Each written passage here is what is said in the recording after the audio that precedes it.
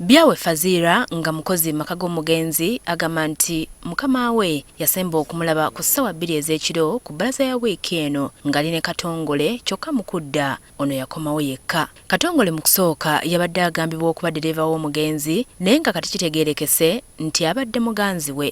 N'angamba mami jange ozeewo oluggi. Bwe nazaawo oluggi ne bagenda. Nengenda nenkola ki? Neneebaka.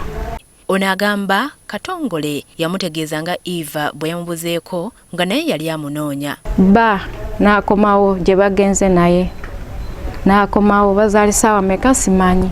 N'akonkonawa ku dinisa era tiyatawaana kujja eno emiryango. N'akonkona ku ki? Ku dinisa. Nenzigula neenyimirira. N'ambuuza Eva atuuse. Nengamba sinaba kumulaba.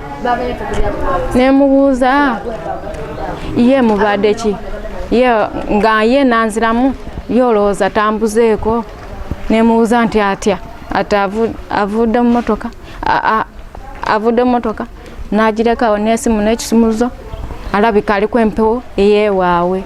Byawe agamba nti amawulire g'okufa kwa mukama we yagafunye jjo ku ssawa 12. Salongo Padre Wambo nga ye taata w'omugenzi akukkulumira poliisi olw'okulagajjalira abateeberezebwa okuba abazzi b'emisango. Wabula ekimu ku bisinze okubeera nti binneraliikiriza y'engeri y'enkuuma yaffe y'abaserikale obutatwala buvunaanyizibwa bw'amaanyi nnyo ku bantu abakoze ebikolobero okusooka okumussa oba ku mpimbu oba okusooka kumussa mu wantu wonna walabira nti ali seefu ne bamuleka n'ataayayo obutaayi abantu abo ne babaddukako. Omugenzi abadde akolera Ggunga mu ggombola y'e Nakisunga mu bbaala nga ne Katongole naye alinayo omudaala gw'embizzi. Eno abatuuze tusanze bayongobevu.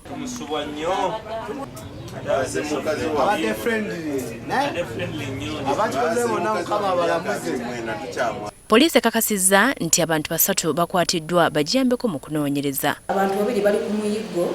Poliisi tuli kulaba nga tukola ekisoboka era tuli mu kubanoonya ng'omu ku bo ye Katongole Charles ono boyfriend wa Cholaba neno omulala ye essabo Ismaili omusawo Omuganda.